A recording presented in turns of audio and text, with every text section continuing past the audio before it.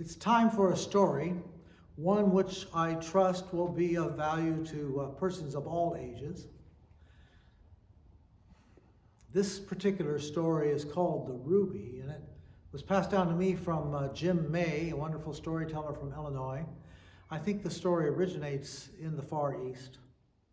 An old man had spent the night at the edge of the village, and when he woke at his usual time, early in the morning, before dawn, he took a position on the soft grass, looking towards the horizon where the sun would be rising. It hadn't quite come up yet. And he took in a breath. He could smell the aromas of sweetness that the warm wind brought to him.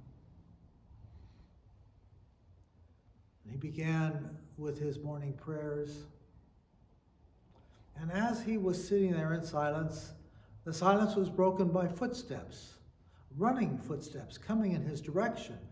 And it interrupted his thought, and he turned and looked, and there behind him was a young peasant, dressed all in rags.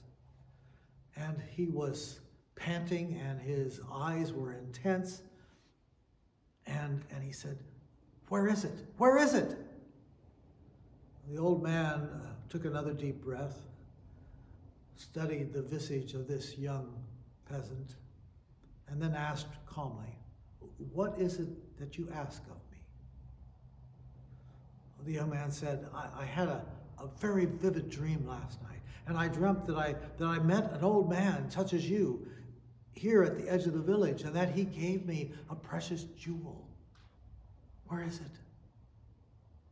The old man put his hand down in a soft clump of grass and picked up a ruby the size of his fist.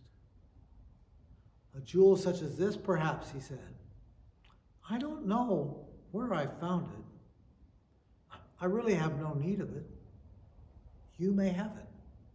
And he handed it to the young man, who took that jewel slowly in his hands, held it up, because now the sun had just come up over the horizons, and the rays of that sun hit that ruby and bathed his face in red. And without saying anything more, the young man turned and walked slowly back to his home, the whole time holding out that ruby in front of him, staring at it. And when he got home, his very simple little hut with just one table and one chair, he set the ruby on the table. He pulled up the chair, and he spent the day staring at this precious treasure, memorizing every angle of it. When he went to bed that night, he had trouble sleeping. The next morning began much the same. The old man there at the edge of the village, waking up, turning towards the sunrise, taking in the breath, the aromas. And then there were footsteps coming again from behind him. This time the footsteps were slower, not so anxious perhaps.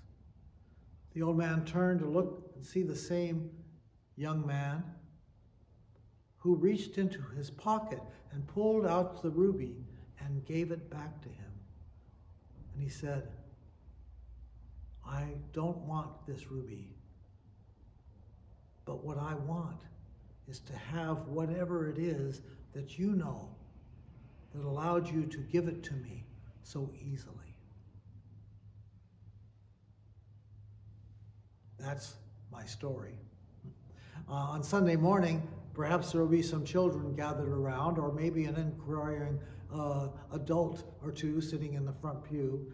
And I would ask simply one question, which I'm not sure I'm not sure how they might answer, which is, what is it that the old man had that allowed him to give away this precious jewel so easily?